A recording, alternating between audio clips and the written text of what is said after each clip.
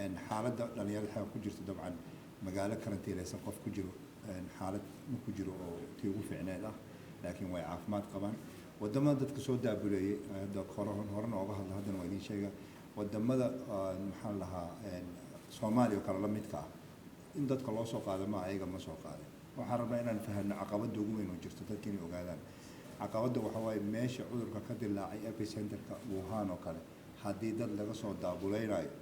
wadamadii xataa qaaday dadka ama Mareykan ha ahaadaan kulligood dadkii maanta waxay ku jiraan xerooyin waxay ku jiraan camps waxay ku jiraan jasiirado Australia wadan weyn ah jasiirada ku jiraan dadkii qaadeen 600 qof ay qaadeen Mareykanka Ingiriiska dadkii qaadeen xerooyin ciidan ay ku jiraan Faransiiska marka waxa loo baahan yahay dadka laga soo wada meesha cudurku ka dilaacay in ugu yaraan 20 maalmood lagu karantiili karo la heli karo goob lagu karantiilo oo ay lagu daryeeli karo lagu ogaan karo xataa ayagan caafimaadkooda inuu fiican yahay marka annaga xaqiiqada taal waxa way ma hayno space kaaseeto ma hayno fursadii caafimaadka aan taas aan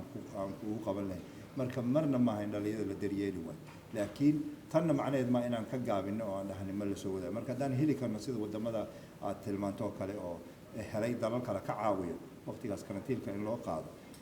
waa ku maqannahay madaxda qarankana runtii way wada raadinayaan laakiin inta ka sokayso waxaan ku qasbannahay inaan walaalaheena dowladda Chinese la shaqeyno hubino Soomaalida xagga joogto kuwa maxaa la Wuhan joogo iyo kuwa kalaba inay caafimaadkooda fiican yahay hadii wax la soo darasaan aan la xiriirin marka ayagoo dhan waa la xiriirin dhalinyarada Wuhan joogto qoraalaan u qornay safaaradda intooda badan waa la hadalnaa culeysada ay sheeganayaan runtii waa garan kartaan qof la dhaay qolkaada kama bixi kartid ama magaalada marka ay safka ku xirnaado gacmahaadi wajiga kala ilaali qof ku jira ma aan xaaladii ugu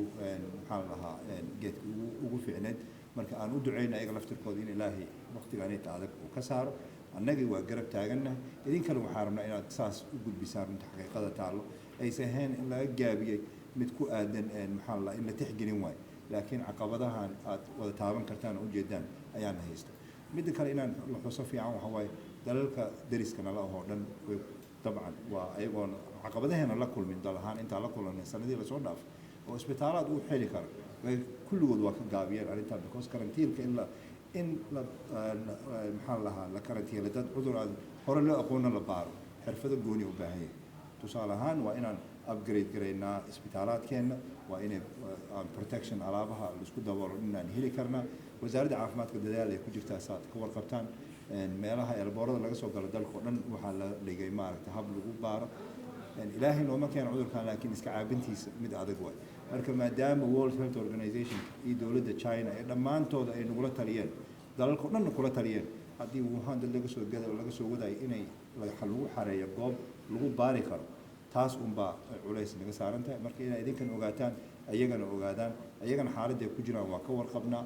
ma ahan xaaladii ugu fiicneed laakiin alxamdulillah way caafimaad qabaan taasaana dawladda China kala shaqeynayna inay insha Allah ay maarkaan ku xoojino maxaa la nabad qabkooda waxaan ku maqannaa inaan helno meelada wadamo naga caawin kara in meeshaas dhextaalka loo baahan yahay waxa loo baahan yahay saan haday u qeexay goobta cudurka dilaacay hadii dadka laga soo wadaay intaysan magaalo gelin waa inay karantiil kala maraan oo 14 ilaa 20 maalmood marka su'aasha hore jawaabteedu way caqabadana haysto way ma hayno goobtaas aan ku sameyn karo marka waa ku maqannaa inaan taageero ka helno si aan qofkii rabo inuu soo baxo oo qof Soomaali oo xor oo rabo inuu meesha ka soo tago oo soo wadi karno laakiin caqabadaha la haysto waa mid caqabadaas ay taan rabo inaan ku hubino caafimaadkooda iyo caafimaadka maxaa lahaa geedka meesha imaanay marka qorshe waa ku maqannahay habka aan ku helnay in lagu taageero dadkeena insaan taageero u helnay meesha ka soo tagaan waxaan runtii xaqiiqada ka sheegaynaa annaga tabarteena intay tahay markay ku aadan tahay caafimaadkii ama coronavirus cudurka laga hortagayo midaanaytan runtii ma aha Soomaali kaliya ma aha dalalka ugu badan adduunka cudurka habka loo baaro habka iskaga taxadar intaba ma hayaan taas ayaa keentay ereyga karantiil waxa keenay in aqoonta loo qabo cudurka uu yaryahay saa ka warqabtaana waxa la raadinayaa ilaa hadeertaan talaalkii looga hortagi lahaa marka taasina nala garataan aan rabnaa aysan ahayn runtii taan haday sheegay inaan codkooda lagu dhalinyaradu waa ka warqabnaa magacyadooda waa wada haynaa mid kale in la qeexaa fiican ma aha dhalinyaro arday intooda badan waa dad 10 sano takhasusaad caafimaad qaatay waa ra'sul maalkii dalka waa kuwii halkaan cudurrada naga badbaadin lahaa taqaatiir waxana qualified oo 25 ka badan ayaa ku jirta marka ma ahan dad iska qaxooti ama dad meesha jooga waa dadkii aan Soomaaliya ama reerahoodii ay gashteen 10 sano 20 sano waxbarasho marka waaba dadkaana ka maaran marka xaqiiqada idin sheego marka taasna u fahantaana muhiima ma ahan maxaa la dhahaa dhalinyarada jaamacad koow iyo laba dhiganayo qaarkood aniga shakhsi ahaan waa aqaana 10 sano aan China ka soo shaqeynay meesha wax ka baranayeen يعني لابد كوا رير لها كجرو من يحاس كيس تختار يعنقوا مركوا قرن كرتان حالة إني هي سنين إن حال لها مد سهلا أيضا كما أنا كما فرح سنة إني حالة هذا كجران لكن وداري نتاسن الرؤقاد مرنا مارك لقى ما قابل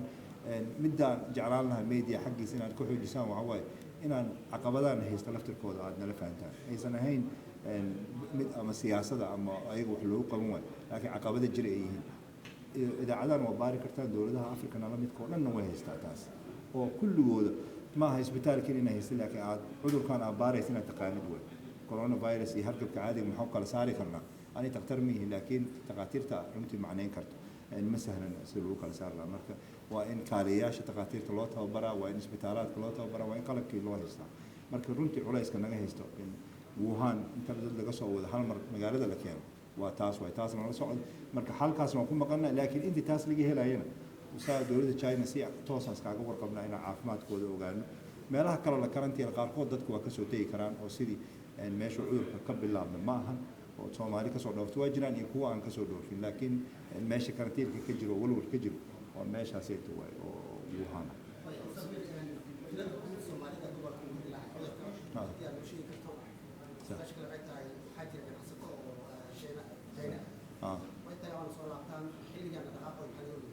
إن runtii taas waxaad immigration-ka ka jawaabi karto su-aashaasi qof kasta soo galo iyo qof kasta oo baxo dabcan China oo dhan dadka aadan ma wada xanibna laakiin waxa lagu taliyay kulligood in ay ayaga xataa ay isxil qaamaan oo qofkii ka yimaado ama iska shakiyo China ka yimid naftirkiisuna oo meel qol ku jiro taqaatiirtan u sheegay dadka inay iscaawiyaan runtii waa mas'uuliyad qof kasta saaran waay ganacsatada يعني Soomaaliya oo xagga joogto waana tagaan waana ka soo noqdaan diblomaasiyiinta waa tagaan waa ka soo noqdeen meelaha karantiilka dadka tagay ilaa hadeertaan isku socodkaasayta waa jiraan oo maxaa la lahaa geedya laakiin dabcan qofkii immigration-ka halka dal ka soo dego waa ogaanaynaa qofkii travel history-giisa ama meeshuu ka yimid baasaboorkiisa la fiirin karaa ardaydana waa noo wada register garaysan yihiin marka alxamdulillah Soomaalida xagga joogto waqtigan crisis ka jira gobolada jooga wayna la shaqeeyaan intooda badan taasina xusaab fiican in ayaga isdiiwaan geliya ayaga nala socodsiya xaaladdu seeta ama wuhana ahaadaan oo taqaatiir ay dad waaweyn oo taqaatiir ay u badan yihiin ragga jooga ayaga naga badiya xataa cudurka iyo iskaga difaaci lahaa ganacsatadana sidoo kale waxay leeyihiin jaaliyada iyo marka runtii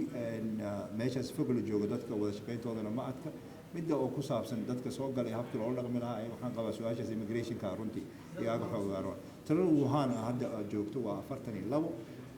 magaalada Wuhan laakiin gobolka Hubei waxa kale oo sii jira 8 kale oo dheeraad ah oo meelo kale oo gobolka ka tirsan wax ku baratay intaan hayno telekoobkooda oo nala soo socodsiisay markii aan qaadnay ay Soomaalida naga soo caawiyeen marka ku dhawaad konton wax yar ka yar ayaa joogta meesha oo Soomaalida qofkii safiirkii waraysi gooni ka dalban rabo kor qaybtii kore hotelka waa ku waraysan kartiin qaybtii hoosena aad ku waraysan kartiin marka aad u mahadsantiin kaarar jaala meesha yaala qof walba kaarkiisa qaato waxaan ku qadaynaynaa hall 1